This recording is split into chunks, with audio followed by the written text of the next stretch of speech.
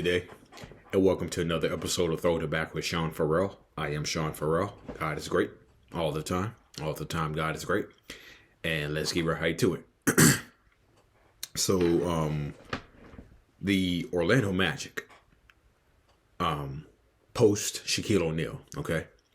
And it kind of got underway in Game 1 of the 1996 NBA playoffs. The Magic were playing the Pistons, okay? And Penny Hardaway went on for a rebound, and Joe Dumars came in and just slammed into the back of Penny's knee. Hardaway talked about it. Went on for a rebound. Dumars slammed into his knee, and Penny was playing in pain for the rest of the 96 playoffs, okay? And it wasn't just any old pain. It was just like intense, really intense pain. And he just continued to fight through it, through the 96 playoffs. And not only that, he was also on the Dream Team as well that summer. So you're playing the playoffs with a painful knee injury, which later turned out to be a torn meniscus. Okay, so you play through that, then you play more for Team USA over the summer. So after the Magic got swept by Chicago, of course the talk around town was Shaq re-signing. Okay, if they would have offered Shaq $115 million over 7 years, if the Magic made that their first offer, I believe Shaquille O'Neal would have signed. Okay, but the first offer was this: $55 million over four years. That was the Orlando Magic's first offer, and they lowballed him. Okay, and they did a poll in the paper asking, is Shaq worth $115 million? And 90% said no. And so Charles Barkley, who was one of Shaq's teammates on the Dream Team that summer in Atlanta, Charles Barkley reacted to that by saying, I read that 90% of people in Orlando don't think that Shaq is worth $115 million. Charles Barkley said, that means Orlando has 90% more stupid idiots. That was Charles Barkley's response to the fans who said Shaq wasn't worth $115 million. Nonetheless, when Alonzo Mourning got, I believe, $118 million, Shaq went back to his agent and said $120. And Orlando wasn't willing to give him $120. I believe they were still at $115. So the Lakers swooped in. 7 years, $120. Shaq is in Los Angeles, okay? And so when Shaq left, they first replaced him with Felton Spencer. And Felton Spencer played one game for the Orlando Magic. And then they traded him to Golden State for Ronnie Hinckley. Okay. And they also had a first-year center on their roster by the name of Emil McCaskill. Emil McCaskill. Okay. That was his name. And so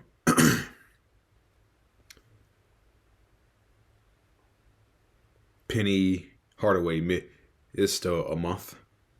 Penny Hardaway ended up missing a month because of injuries. And then when he returned, they were 11-16 at the time. Okay. So they actually started out the season 4-1. Okay. So, but Nick Anderson, who was dealing with some injuries of his own, like a broken wrist. Those 4 free throws really began to affect him. His season. It didn't affect him in the short term. Okay. In other words, it didn't affect him for the next year. But Nick Anderson admits, by his own admission, he said to this day, he still hears about that. And Nick Anderson said to his detriment, Nick Anderson didn't let himself forget those 4 free throws. Okay. So, his free throw percentage was down, and his field goal percentage was way down. Okay. So, they were 11-16 when Penny came back. And they beat the Celtics to improve to 24-20. Okay. Then they lost 5 straight, which were one of those losses was a 110-89 loss to the Chicago Bulls. Okay. And then that was the 4th loss in a row to the Bulls. Then they lost to Charlotte for a 5th straight loss. And Brian Hill was fired after Orlando had a players only meeting. And John Gabriel gave him a debut. Okay. So Richie Adubato takes over. And he goes 16-4 in his first 20 games as Magic coach. Okay. And one of those 16 wins was a 110-84 win over the Lakers in Orlando. And no, Shaquille O'Neal did not play in that game. He was out. Shaq only played 56 games that year, by either way.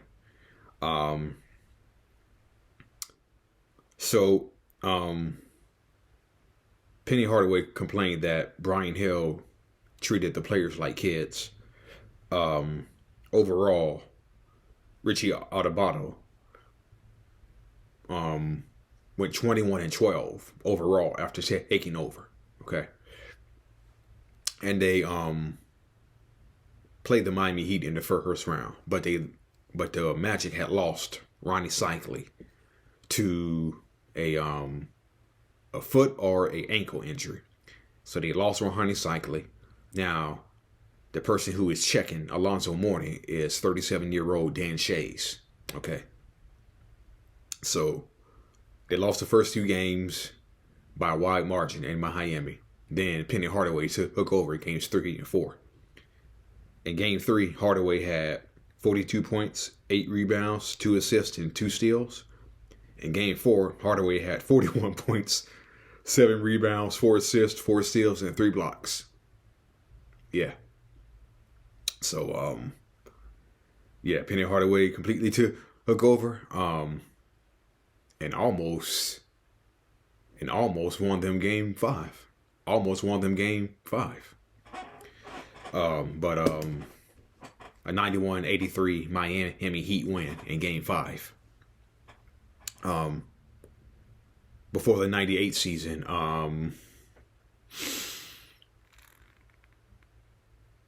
Dennis Scott was talking about his contract, how he felt disrespected. Dennis Scott was talking about how he felt disrespected by the Orlando Magic. And he was talking about his contract to a group of kids at a summer camp he was running. Obviously, that got back to the Orlando Magic, and sure enough, Dennis Scott was sure hated. So, they go into 1998. Hardaway is injured again, plays in only 18 games. And it's a whole bunch of veterans like Darryl Armstrong, Gerald Wilkins, Bo Outlaw, Derek Harper,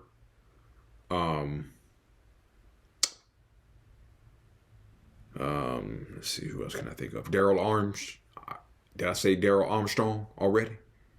If I did,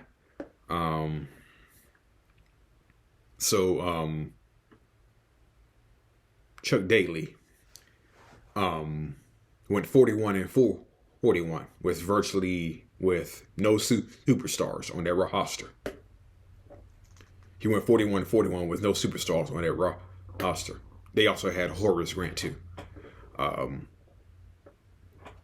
And they barely missed out on the playoffs to the New Jersey Nets. And the lockout happens. And the shortened 50-game season. You still had Hardaway. You still had Horace Grant. You still had Nick Anderson.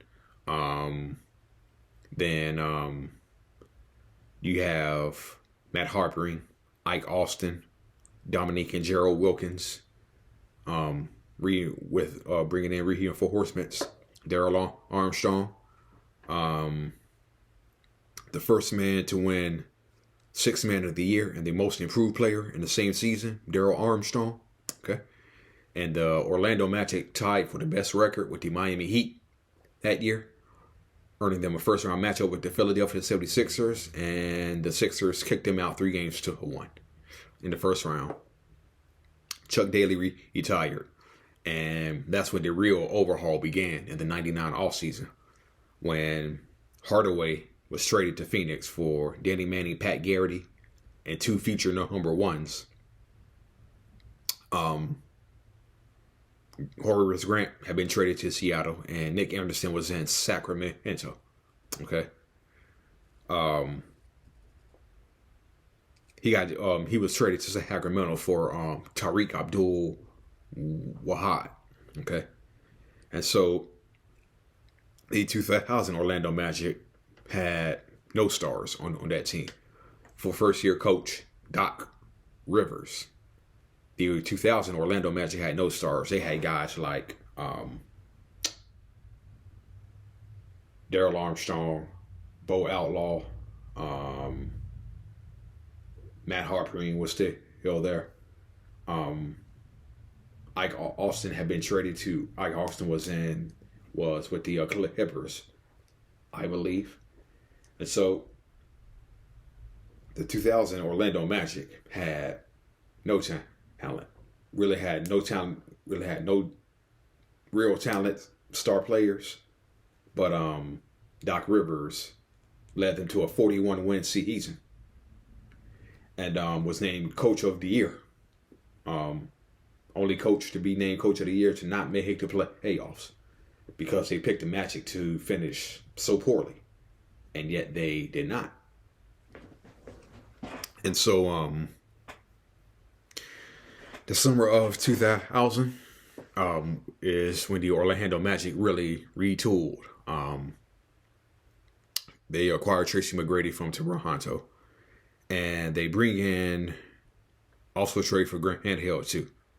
Now, it's kind of interesting when they traded for Grant Hill.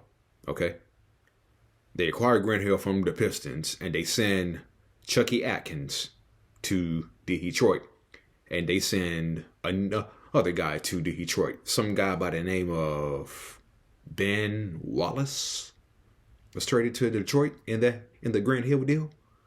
Yeah, future 4-time Defensive Player of the Year, Ben Wallace. Yeah, that Ben Wallace came to Detroit as a result of the Grant Hill trade. Nonetheless, they also acquired Ron Mercer and Chauncey Billups from Denver. And the cherry on the top would have been Tim Duncan. But Doc Rivers had team rules that Duncan didn't like. And David Robinson had to come off vacation in Hawaii to talk Tim Duncan out of signing with the Orlando Magic. And Duncan stayed. Okay. Nonetheless, Grant Hill got injured immediately right away. And out of possible 281 games in Grant Hill's first 4 years with the Orlando Magic, he played in only 47 games. Okay. So it was just mainly Trace McGrady and Mike Miller and the veteran Darrell Armstrong. Okay. And Orlando drafted guys like Stephen Hunter, Gerald Sahasser, Omar Cook, missing out on guys like Zach Randolph, Gilbert Arenas, Tony Parker, Gerald Wallace. They traded away a pick that became Amari Stoudemire. In 2002, they signed 38-year-old Patrick Ewing. They signed Sean Kemp in 2003. And so, midway through 2003, they trade Mike Miller to the Memphis Grizzlies for Drew Gooden. And they make the playoffs that year, 42-40, and are up 3-1 on the Detroit Pistons. And up 3-1, Tracy McGrady had already said that it feels good to be in the second round. But only thing about it is, it's still 3-1. You got to win 4, not 3. And so the Pistons, the Magic rather, proceeded to lose the next 3 games of that series by 20 points or more.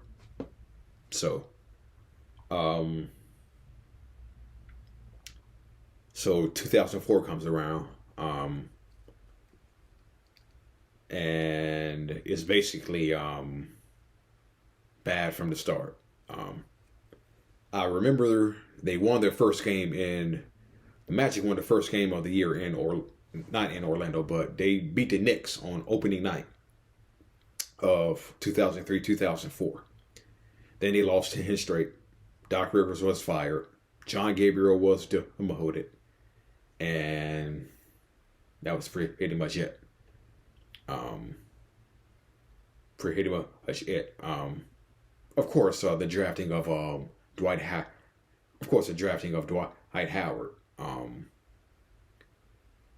In the offseason, bring hope. Magic got to the finals in 2009. Lost to the Lakers.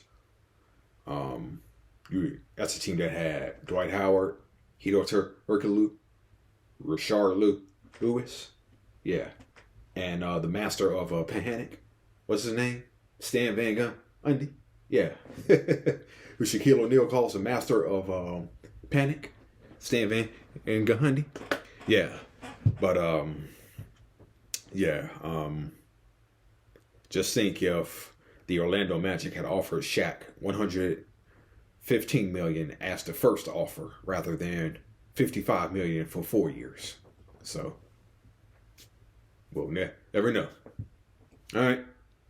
That's it, and that's all for Throwing It Back with Sean Farrell. I am Sean Farrell. May God bless you all. I am out of here. Peace.